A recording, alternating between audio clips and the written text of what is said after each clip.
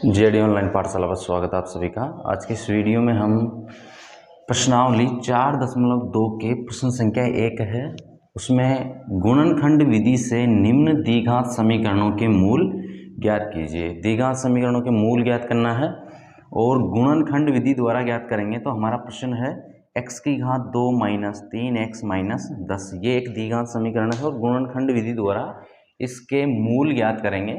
तो सबसे पहले क्या करते हैं कि हम प्रथम और अंतिम पद का गुणनफल देखते हैं। ठीक है, प्रथम और अंतिम पद का गुणनफल क्या होगा, एक्स स्क्वायर गुणा 10 बराबर ये हो जाएंगे 10x स्क्वायर, और ये माइनस में है और ये प्लस में है, प्लस माइनस माइनस। तो प्रथम और अंतिम पद का गुणनफल क्या है, माइनस 10x स्क्वायर। तो जो मध्य पद है अपने पास, मध्य पद कितना है, माइनस के 3x।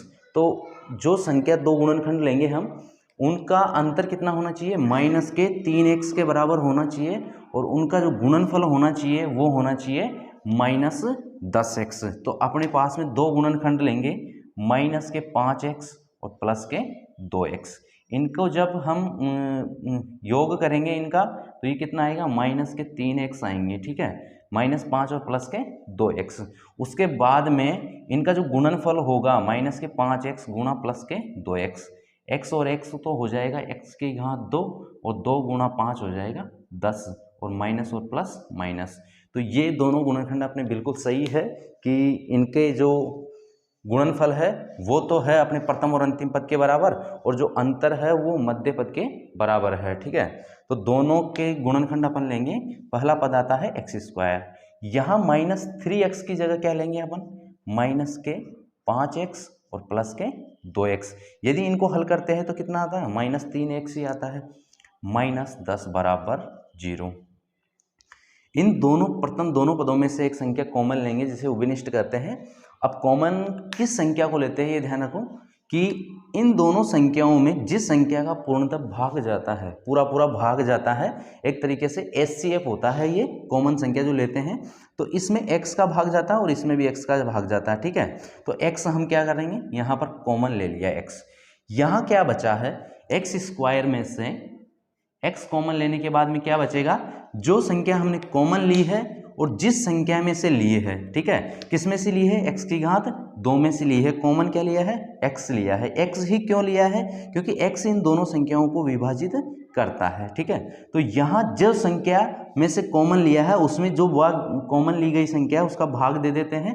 x की घात 2 में से x की घात क्या हो जाएगी, 1 कम हो जाएगी, तो x की घात 1 बचेगी। ठीक है, और ये किस प्रकार से घात कम होती है, ये x की घात 2 जब इस संख्या को, इस x की घात 1 को ऊपर लेके आएंगे तो गुणा में हो जाएगा x की घात माइनस 1। ठीक है, अब x की घात 2 है और x की घात माइनस 1 का आधार समान है, तो ये हो जाएगा x की घात 2 माइनस 1 बराबर x की घात 1। ठीक है, तो अपने पास में यहाँ क्या शेष बचा, यहाँ बचेगा x, माइनस का चिन्ह है, माइनस के 5x में से, माइनस के 5x में से x कॉमन लिया, एक घात से एक घात कम हो गई। ठीक है, बचा कितना, माइनस के 5, प्लस इन दोनों संख्याओं में से क्या कॉमन आ रहा है, वो संख्या जिसका भाग दोनों ही पदों में जाता हो।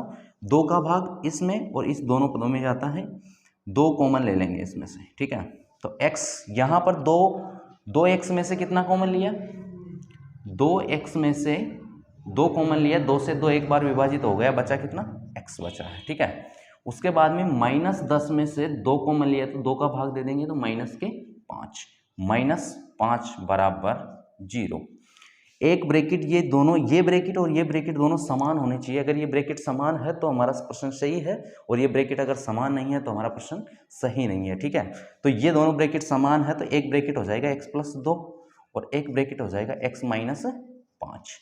इन दोनों को 0 के बराबर लिखते हैं, तो x प्लस 2 बराबर 0 हो गया। इसे आगे हल करेंगे तो इस 2 का पक्षांतरण कर देंगे, तो x बराबर कितना हो जाएगा, माइनस के 2। उसी तरह x माइनस 5 बराबर 0, इसका भी पक्षांतरण करेंगे तो x बराबर ये कितना हो जाएगा, प्लस के 5। तो अपने पास में जो x का मान आया है वो कितने कितने आए हैं, माइनस के 2 और प्लस के 5। ये पहला प्रश्न है, प्रश्न संख्या 1 4.2 का। इसके बाद में नेक्स्ट सवाल करते हैं।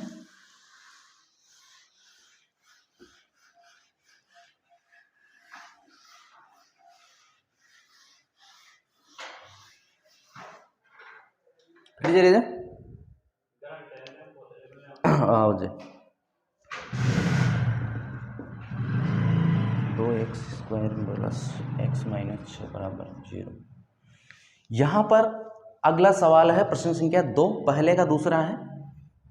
इसमें प्रथम पद है 2x की घात 2 और अंतिम पद है -6। तो प्रथम और अंतिम पद को गुणा करेंगे तो प्रथम और अंतिम पद का गुणनफल क्या हो जाएगा, -6 को 2 गुणा x की घात 2 से गुणा करेंगे तो x की घात 2 ऐसे कैसे आ जाएगी, ठीक है, क्योंकि इस तरफ x की घात कितनी है, इस तरफ है x की घात 0 और किसी की घात 0 होती है उसका मतलब होता है, उसका मान होता है 1, ठीक है। और 2 को 6 से गुणा करेंगे तो 12 प्लस और माइनस माइनस, ठीक है।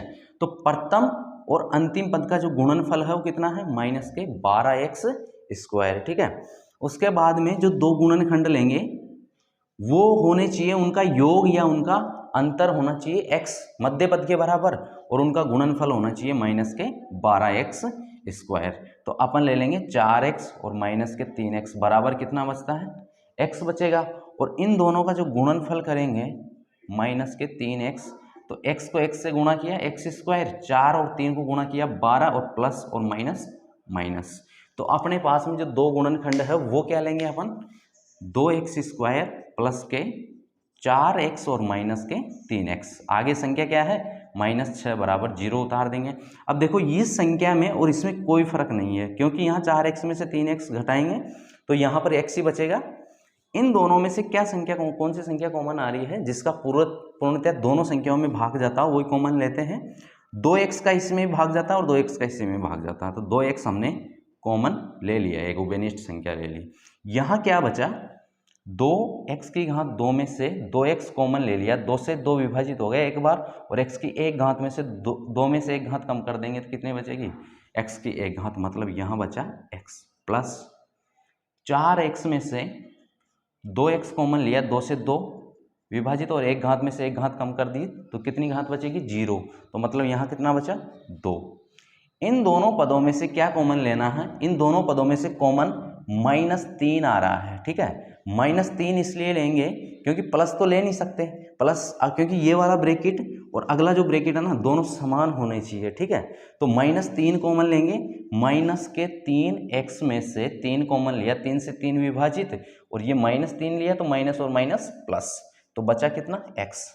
उसके बाद में -6 में से -3 कॉमन लिया, माइनस और माइनस प्लस, 3 से 6 कितनी बार, 2 बार विभाजित होता है, बराबर 0। यहाँ ये वाला और ये वाला दोनों कोष्टक क्या है, बराबर है, मतलब हमारा प्रश्न सही है अभी तक। इसे लिख देंगे 2x माइनस 3 और एक को लिख देंगे हम x प्लस 2 बराबर 0। इन दोनों ही जो ब्रैकेट है कोष्टक में है इनको 0 के बराबर लिखेंगे, 2x माइनस 3 बराबर 0 और ये हो जाएगा x प्लस 2 बराबर 0।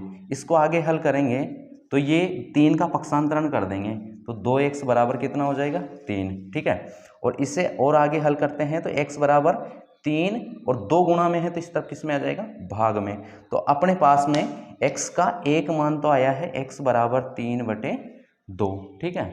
और दूसरा मान क्या होगा, दूसरा मान होगा x बराबर -2। ये दूसरा मान हो गया तो x के जो मूल आए हैं वो आए हैं 3/2 और -2। ये दोनों है प्रश्न संख्या 2 के उत्तर, ठीक है। तो आज के इस वीडियो में प्रश्न संख्या 1 के पहला और दूसरा प्रश्न बताया, नेक्स्ट वीडियो में नेक्स्ट सवाल बताएंगे। और अगर आपको वीडियो पसंद आए तो लाइक कीजिए, शेयर कीजिए और चैनल को सब्सक्राइब कीजिए। धन्यवाद।